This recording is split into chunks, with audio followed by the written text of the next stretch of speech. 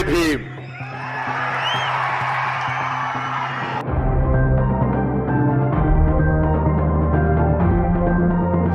பாருங்க, உடம்புக்கு ஒரு காயமானால் நாங்க சும்மா இருந்தாலும் அந்த வலி குறைஞ்சிரும், காணாம போயிடும். ஆனா ஒரு சமுதாயத்துக்கு, ஒரு நாட்டுக்கு காயமானால் நாம் பேசாம இருந்தா அதிகம்.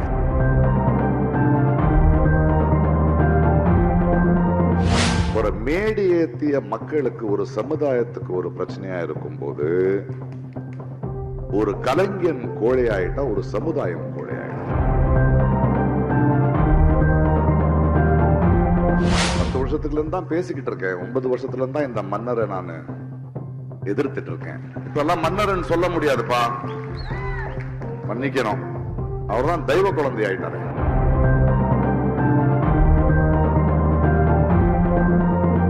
நாட்டுக்கு அவரால் ஏதாவது துன்பம் ஏற்பட்டால் அவரை திட்ட முடியாது. மனுஷனாயா நீ என்ன முடியாது. ஏனென்றால் தெய்வம் சோதிக்குதுன்னு தான் நம்ம சொல்லணும். அம்பேத்கர் இந்த கான்ஸ்டிடியூஷனை எழுதாம இருந்திருந்தால் இந்த நாடு எப்படி இருக்கும்னு யோசிக்கும் போது எனக்கு பயமா இருக்கு.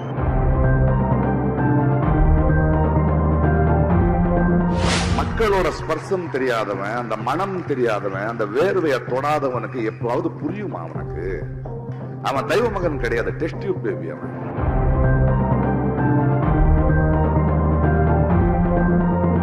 இந்த வீடியோவை உங்களுக்கு வழங்குபவர்கள் பேசஸ் பே, secure digital payments with multiple features and great success rate. Jai Bhim. Thirumavalavan அவர்கள் போல அவ்வளவு பெரிய நீண்ட கால பயணம் இல்லை எனக்கு அரசியல்ல, கொள்கை போராட்டத்துல. ஆனாலும் நான் ஏன் பேசுகிறேன் அப்படின்னு பலர் கேட்கிறாங்க. அவங்களுக்கு ஒரே ஒரு பதில் சொல்லுவேன் நானு. இத பாருங்க, உடம்புக்கு ஒரு காயமானால் நாங்க சும்மா இருந்தாலும் அந்த வலி குறைஞ்சிரும், காணாம போயிடும். ஆனா ஒரு சமுதாயத்துக்கு, ஒரு நாட்டுக்கு காயமானால் நாம் பேசாம இருந்தா அதிகமாகும்.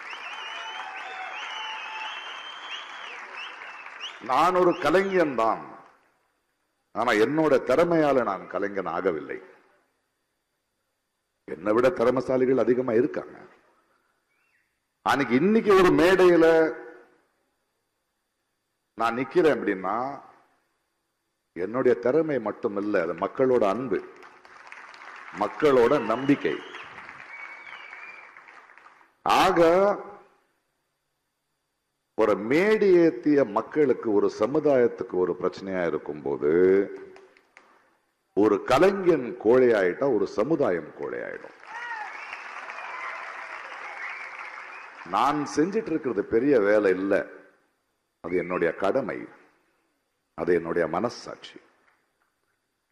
ஏனென்றால் வாழ்க்கையை ஒரு கலைஞனா எனக்கு புரியுது. அந்த புரிதல் எனக்கு என்னோட திறமையில வந்ததில்லை. லங்கேஷ் போன்ற, மார்க்ஸ் போன்ற, அம்பேத்கர் போன்ற, காந்தி போன்ற, பாரதி போன்ற, இப்படி பலர்களோட சிந்தனையை படித்து அதை உள்வாங்கி அதனாலதான் வந்தது எனக்கு இந்த புரிதல். அந்த புரிதல் இருக்கும்போது கண்ணுக்கு தெரியுது இல்ல என்ன நடக்குதுன்னு. 10 வருஷத்துக்குள்ள இருந்து தான் பேசிக்கிட்டு இருக்கேன். 9 வருஷத்துல இருந்தா இந்த மன்னரை நான் எதிர்த்துட்டு இருக்கேன். இப்ப எல்லாம் மன்னர்ன்னு சொல்ல முடியாதுப்பா, மன்னிக்கணும். அவர்தான் தெய்வ குழந்தை ஆயிட்டாரு. அவரை இனிமே நம்ம தேர்ந்தெடுக்க முடியாது. அவர்தான் நாட்டுக்கு அவரால் ஏதாவது துன்பம் ஏற்பட்டால் அவரை திட்ட முடியாது. மனுஷனாயா நீ என்ன முடியாது. ஏனென்றால் தெய்வம் சோதிக்குதுன்னு தான் நம்ம சொல்லணும். சரி, அவன் எப்படியும் போவான், அதுக்கப்புறம் பேசிக்கலாம். கௌரி லங்கேஷ் இங்க பேசிட்டு இருக்கிற மாதிரி அவருடைய அப்பா லங்கேஷன் ஒருத்தர் இருந்தார். அவர் தான் என்னுடைய ஆசான். அவர் ஒரு பத்திரிகையை நடத்திட்டு இருந்தார். ஒரு மாபெரும் சிந்தனையாளர், எழுத்தாளர். அவர் தான் எங்களை சிதைக்கினார். அவருடைய கோபம் தான் இன்னும் எங்களுக்கு இருக்கு. அதாவது அந்த காலத்திலேயே ஒரு பத்திரிகையை ஆரம்பிக்கும் போது, அதை நடத்தும் போது விளம்பரம் வாங்காம பத்திரிகை நடத்துவார். பத்திரிகையை வாங்குற மக்களுக்கு அவர் எழுதுவார், இந்த பாரு இந்த கோல்கேட்டு சோப்பு விற்கிறவங்க கிட்ட எல்லாம் போய் நான் கெஞ்சிட்டு இருக்க முடியாது, ஒரு 2 காசு அதிகம் போட்டு வாங்குங்கப்பா. அந்த பத்திரிகை நடத்தும் போது அதுல பல மேடைகளை உருவாக்கினார். நிறைய இளைஞர்கள், கவிஞர்கள், கதாசிரியர்கள், இலக்கிய சிந்தனை இருக்கிறவர்கள், கொள்கைகளை பத்தி பேசுறவர்கள், இவர்கள் எல்லாருக்கும் ஒரு இடம் கொடுத்துட்டு இருந்தாரு. ஒரு ஆட்சியே அவர் பேசுறாருன்னா பயப்படும். அப்பேற்பட்ட ஒரு ஆசானை நான் ரொம்ப கிட்டத்துல இருந்து பார்த்திருக்கேன். அவர் நிரந்தரமா ஒரு விஷயம் சொல்லுவார் எங்களுக்கு, ஒரு பத்திரிகையும் ஒரு சாதாரண குடிமகனும் ஒரு கலைஞனும் நிரந்தரமான எதிர்கட்சியா இருக்கணும். நிரந்தரமான எதிர்கட்சியா இருக்கிறது தான் அரசியல் எனக்கு சொல்லிக் கொடுத்தவர் அவர்தான் எனக்கு. உன்னுடைய நண்பனே ஆளும் கட்சியானால் அதிகாரத்துக்கு வந்தால் நீ அவனுக்கு எதிர்கட்சியா இருக்கணும். அப்பேற்பட்ட ஒரு ஆசான், அவருடைய மகள் கௌரி 35-40 ஆண்டு காலம் ஒரு தொடர்பு. அப்படி வளர்ந்தவங்க நம்ம. அவர் ஒவ்வொரு டைனிங் டேபிள்லயோ இல்ல அவருடைய எடிட்டோரியல் டேபிள்லயோ ஈவினிங் ஆனா நம்ம அங்க போய் உட்கார்ந்தா எங்களுக்கு கிடைச்ச, நாங்கள் பார்த்த தொடுவானங்கள், எங்களுக்கு கிடைச்ச அனுபவங்கள் ரொம்ப அதிகம். அப்பேற்பட்ட கௌரியை சுட்டு கொல்லும் போது, அதற்கு முன்னாடி தபோல்கர் இருக்கட்டும், பன்சாரே இருக்கட்டும், கல்புரி இருக்கட்டும், நான் கர்நாடகத்துல தான் பேசிக்கிட்டு இருந்தோம். பேசலன்னு இல்லை, அப்பவும் பேசிக்கிட்டு தான் இருந்தேன். ஆனால் என்னுடைய தோழி, என்னுடைய ஆசானோட மகள்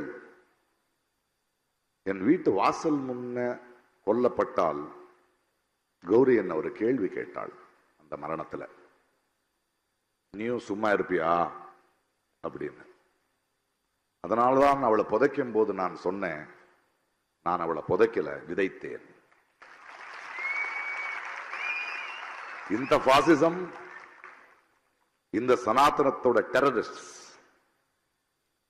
ஒரு குரலை அடக்கினோன்னு நினைச்சா அதை விட வேகமான ஆழமான குரல் எந்திரிக்குங்கிற காரணத்தினாலதான் 8 வருஷமா நான் பேசிக்கிட்டு இருக்கேன். 4ஆம் தேதிக்கு அப்புறம் இந்த தெய்வ மகன் போனதுக்கு பிறகு நான் எனக்கு வேலை இருக்கையெல்லாம் எனக்கு தெரியாது, இருக்கட்டும். ஆனால் இது ரொம்ப முக்கியம். அம்பேத்கர் சுடர் எனக்கு கொடுக்கறீங்க, நான் தலித் கிடையாது, ஆமா. ஆனால் அம்பேத்கர் இந்த கான்ஸ்டிடியூஷனை எழுதாம இருந்திருந்தால் இந்த நாடு எப்படி இருக்கும்னு யோசிக்கும் போது எனக்கு பயமா இருக்கு. ஏனென்றால் அவருடைய சிந்தனையும் அவர் நினைத்த இந்த கான்ஸ்டிடியூஷன் பசியால பிறந்ததில்லை, வழியால பிறந்ததில்லை, அவமானத்துக்கு பிறந்தது. இன்னைக்கு வேர்வை மனம்னு பேசிட்டு இருந்தாரு. ரீசெண்டா இந்த எலெக்ஷன் கேம்பெயின்ல நான் வாடிங்கிற ஒரு ஊருக்கு போயிருந்தேன் கர்நாடகால. அங்க ஒரு ரயில்வே ஸ்டேஷன் இருக்கு. அங்கே பல வருடங்களுக்கு முன்னாடி அம்பேத்கர் இறங்கி இருந்தாராம். அதுக்கு பீமஸ்பர்ஷம் சொல்லுவாங்க அந்த இடத்துக்கு. அங்க இறங்கினேன். சில இலக்கியவாதிகள் நம்ம எல்லாம் சேர்ந்து ஒரு மேடை இருந்தது. அந்த மேடைக்கு போகும்போது ஒரு ஓபன் ஜீப்ல என்னை நிக்க வச்சுட்டு போயிட்டு இருந்தாங்க. எல்லாரும் உங்களை பார்க்கணும், அவங்களோட பேசணும், ஊர்வலமா போயிட்டு அந்த மேடைக்கு போகலாம்னு. ஒரு சின்ன ஒரு மார்க்கெட் இருக்கிற, நிறைய ஏழைகள் இருக்கிற, நிறைய கடைகள் இருக்கிற தெருவில் நான் போயிட்டு இருந்தேன். போயிட்டு இருக்கும்போது மக்கள் எல்லாம் அன்போட தொடணும், பேசணும், அவர் கையாவது கொடுங்க அப்படின்னு கேட்டு இருந்தாங்க. என் பக்கத்துல இருக்கிறவர், ஏயோ சார் வேணாம் சார், அவங்க ஏதோ பண்ணிடுவாங்க, வேண்டாம், இரு, என்ன பரவாயில்ல அப்படி. நான் போயிட்டு இருக்கும்போது, தொட்டுட்டு இருக்கும்போது, அவன் எவரும் ஒருத்த கறிக்கடைக்காரன் அவன் வர்றான். அதோட மனம் எனக்கு வருது, வேர்வை எனக்கு வருது. அங்கே ஒரு பூ விற்கிற ஒரு தாய், பிரகாஷ் சார் சார் அப்படின்னு கன்னடத்துல பேசி கை கொடுக்குறாங்க. அந்த மென்மை எனக்கு தெரியுது, அந்த வேர்வை எனக்கு தெரியுது. யாரோ இரும்பு கடைக்காரன் பாக்குறான், அதோடைய ரஃப்னஸ் எனக்கு தெரியுது. சின்ன சின்ன குழந்தைங்க ஜம்ப் பண்ணி சொல்லோன்னு கை கொடுக்குறாங்க, அந்த எண்டு தான் தெரியுது. அந்த மனத்துல, அந்த ஸ்பர்சத்துல எனக்கு அம்பேத்கர் தெரிஞ்சார்.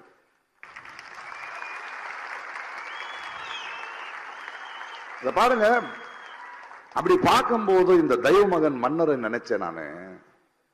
அவனை பாருங்களேன், ஒரு பாசிஸ்ட், ஒரு சர்வாதிகாரி, அவன் ஒரு புஷ்பக விமானத்துல வருவான், ஒரு தேர்ல நிப்பான், எல்லாரும் பூ போடுவாங்க, மக்கள் வேலிக்கு அந்த பக்கம் தான் நிக்கிறானுங்க. அவனுக்கு என்னைக்கு புரியும் நம்முடைய பசி? மக்களோட ஸ்பர்சம் தெரியாதவன், அந்த மனம் தெரியாதவன், அந்த வேர்வையை தொடாதவனுக்கு எப்பவாவது புரியுமா அவனுக்கு? அவன் தெய்வ மகன் கிடையாது, டெஸ்ட் டியூப் பேபி. அவனை அப்படி விட்டுறலாம். நான் இவ்வளவுதான் பேசுறது. ரொம்ப மகிழ்ச்சியா இருக்கு இந்த விருது நான் இங்க வாங்கும் போது. ஆனா வேலை இதோட நிக்காது.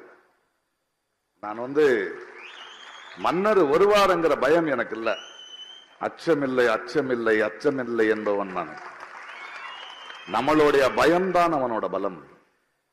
அண்ட் ஒரு சர்வாதிகாரி, ஒரு ராட்சசன் இருக்கான்ல, அவன் ஜெயிச்சு யாரோ எனக்கு எதிர்ப்பு இல்லைன்னு சொல்லும் போது அவனுக்குள்ள ஒரு சின்ன மனுஷன் இருப்பான்.